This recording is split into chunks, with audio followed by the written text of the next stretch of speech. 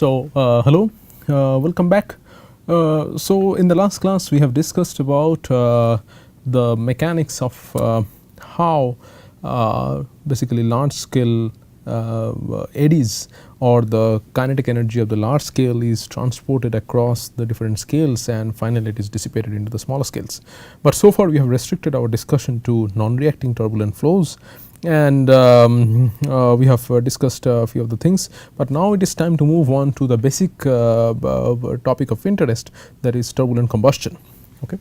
So, the general structure of turbulent flows, you see, when you have turbulence in combustion, it has basically two-way effect. There is like interaction happens in multiple scales through different kinds of things, through convection, through transport, turbulence enhances diffusion, and also it affects the reaction, the mean reaction rate, as you will see later.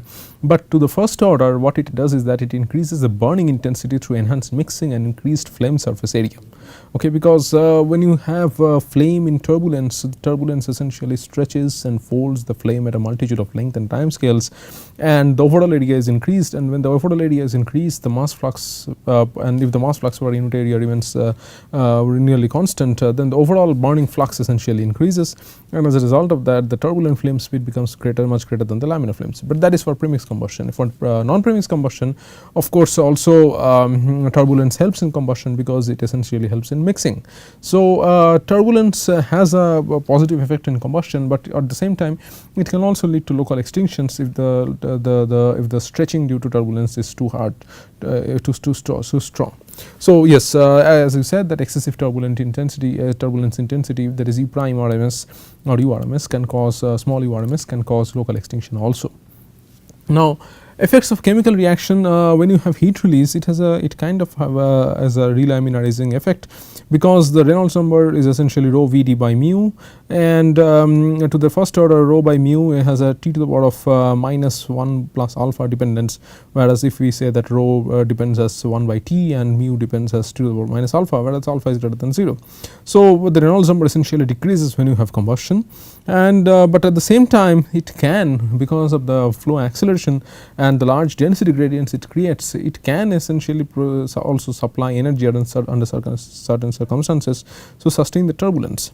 One of the mechanisms can be like the baroclinic torque, that which is essentially the cross product of the 1 by density times the pressure gradient, gradient of 1 by rho, that is 1 by density times the gradient of pressure. So, when this density gradient, when density and pressure, the density gradient and pressure gradient are misaligned, then you have this baroclinic torque which essentially produces vorticity, and also there are other things like flame front instabilities which can also help in turbulence generation.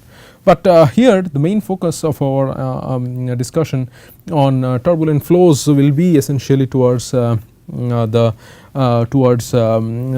the modeling the turbulent flows, and for non-premix and premix combustion, as we will go later, we will go into different kind of the mechanics of the turbulent flame interaction also. But one of the biggest challenges in turbulence is, or in turbulent combustion, is that how can you use reduced order models to basically describe the turbulent combustion.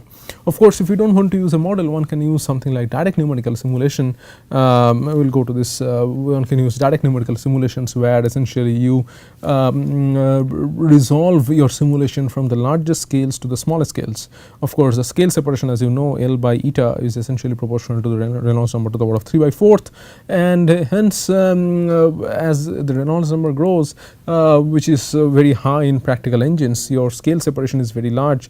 That means you have to have a very large number of grid points as well as very large number of time steps to basically resolve all your spatial length scales as well as the time scales of the problem, and that creates prohibitively creates a demand for prohibitively expensive computational power. So, practical engines you cannot do DNS on them. Okay, one can do so. Basic approach would be to basically do the RANS simulations, that is, you basically use the Reynolds averaged Navier-Stokes equation or Favre-averaged Navier-Stokes equation. You will see what that means. Favre is meant by Favre-averaging. You will use some sort of an average Navier-Stokes equation and try to describe the average flow field instead of the instantaneous flow field. But as you will see that this also had some problems, but still in the industry this Reynolds average Navier-Stokes equation, or averaging average resolving the average flow field through CFD has been of great interest, and that is widely used in the industry. So in this class itself we will go into the different how this is done, how to use this kind of like like average Navier-Stokes equation, an average species equation, an average temperature equation, how that can be used for describing the turbulent combustion phenomena as such. And so in this class, in this next 2 hours class, we will essentially focus, or this next 2 hours module will essentially focus on this RANS, how we can use RANS, or this average Navier-Stokes and average species equation, governing equations, average temperature equations, towards basically solution of the flow fields. And then we will move on to the different and then we will move on to the other basically more sophisticated modeling approaches. Okay. So first we need to introduce a different kind of averaging called Favre-averaging, because just if we average the flow field like we did for previously, that is we just take the arithmetic mean of the flow field, or what is ensemble averaging, then we will end up in problem in density varying, in flows which involves density variation. So for flows which involves density variation, we will introduce a different kind of averaging. But before we go into the different kind of averaging, we just recap what we meant by what was the conventional averaging. So the conventional averaging was done by done towards Reynolds decomposition, where we took this flow field instantaneous flow field u x t, okay, and then we averaged it in this way, and then this was the mean component and this is a fluctuating component. Of course, the mean of the fluctuating component was 0, and we defined the variance in this manner. Okay, now we introduce a different averaging called Favre-averaging. So what is Favre-averaging? Favre-averaging means that here we decompose a flow field of a variable density flow, that where density is not essentially constant, it can vary with space and time. So for those kinds of flows, we consider again this velocity at a particular position given by the position vector x vector and time t, and that we decompose as this u tilde plus u double prime.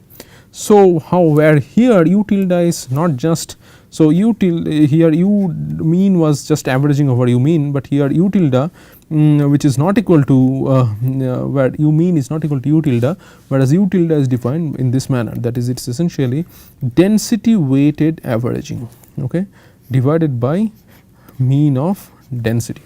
Okay. So this is this thing, and when you do that, this is the definition of the fluctuation, that is mean of the density times u prime is averaged. When we average that by the conventional averaging, then that average is equal to 0. Okay. So why do we do this? Okay.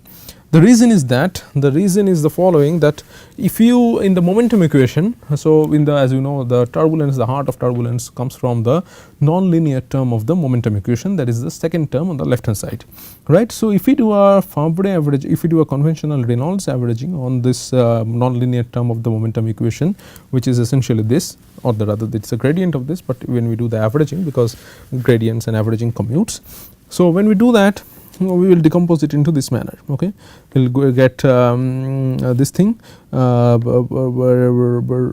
we do a normal ensemble averaging on this term, that is rho times u times v, and we average that, what we get is that average rho times average u times average v, and then of course these terms, all these terms we essentially get 1, 2, 3, 4, 5 terms. Okay, and none of this goes to 0. Whereas if you do if you essentially do a Favre averaging, what you will get is this thing, that is, if you do a Favre averaging, if you introduce Favre variables and then you do the average of this same term, what you get is mean rho times u prime v prime plus rho u prime double prime plus v prime. It can be easily shown in this manner, that is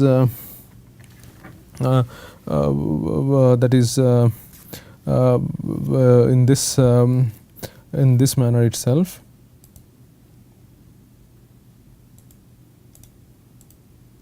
So we just introduce some white pages, we will need a lot of those in this class. because I will do this mainly these derivations analytically. So, now if we do this consider again this variable that is this rho times u prime v, times v, okay, that we can write as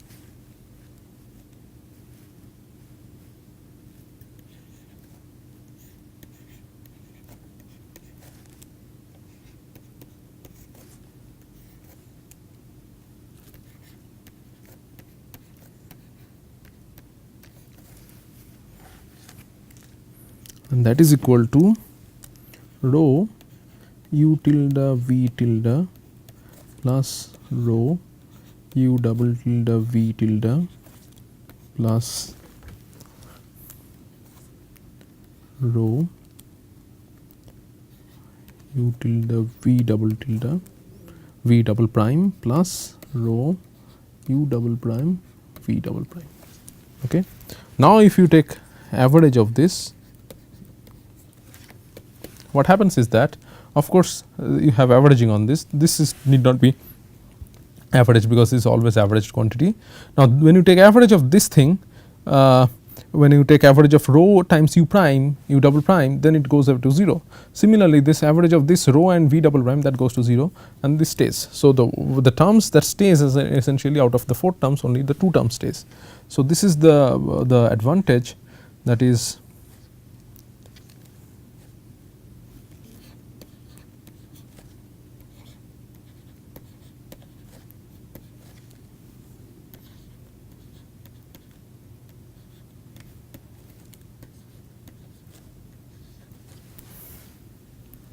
this is the thing that we get, okay. And this is of course this is similar to that Reynolds term, but here it is Favre averaged rather than normal Reynolds averaged, and these are just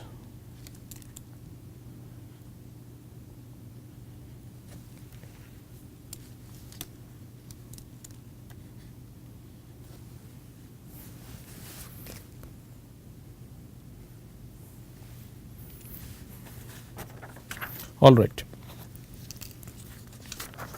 So, now we can use this concept of Favre averaging. So, clearly the Favre averaging of course is advantageous because it just reduced the number of terms from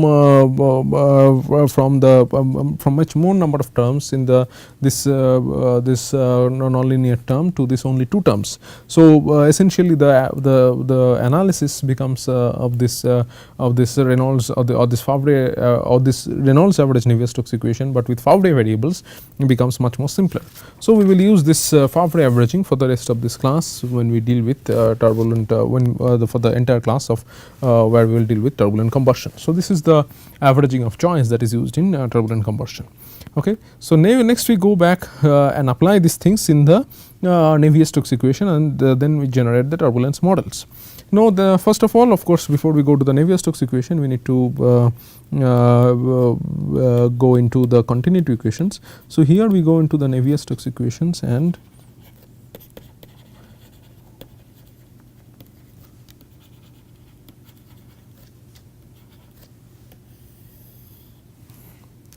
so first is of course the continuity.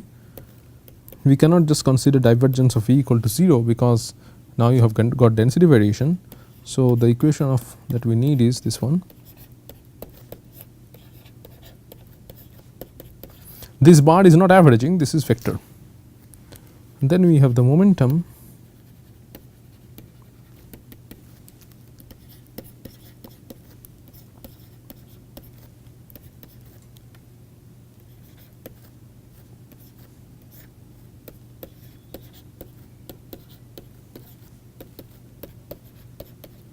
So, in the momentum equation you get this left hand side acceleration term, the temporal acceleration, convective acceleration, which is equal to the minus of the pressure gradient, the forces, plus divergence of the gradient of the strain rate tensor of this gradient of this viscous stress tensor essentially, we neglect gravity, and this needs a closure equation which is given by this.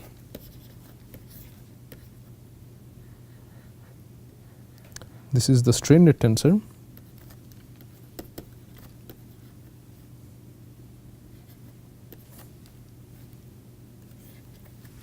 whereas the strain rate tensor is given by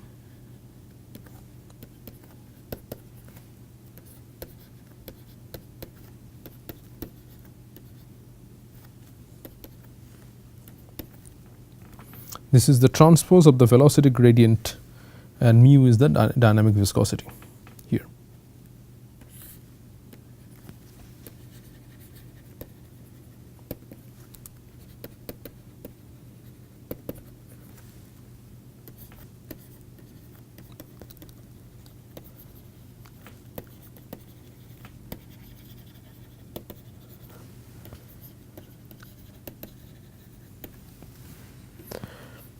Okay.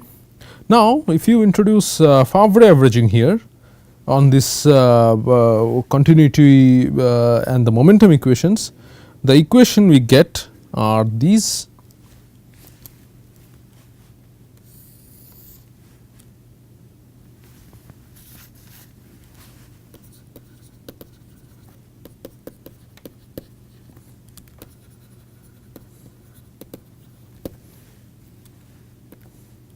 So, this becomes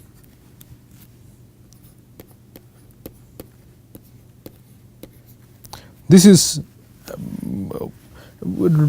angular brackets is normal ensemble averaging, it is not Favre averaging, plus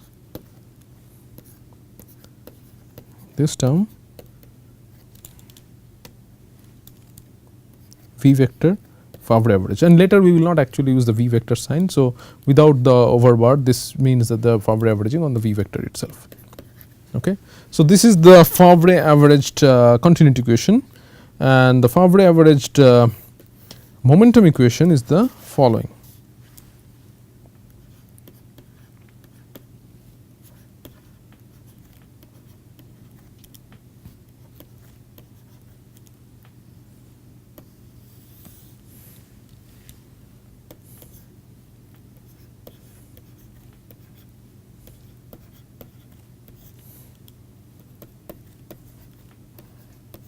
Normal averaging,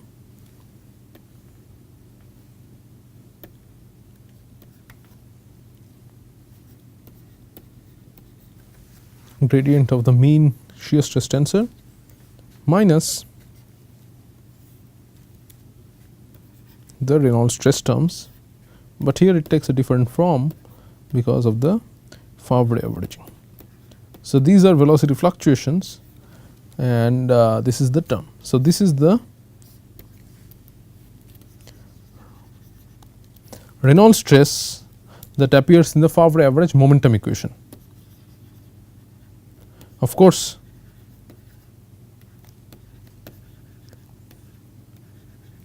here also the problem is similar, that is, you have an equation, a governing equation of V tilde, but you while you introduce the averaging, you encounter this new unclosed terms which is V prime tilde, and you need to have some kind of a modeling for that, otherwise you cannot solve this equation.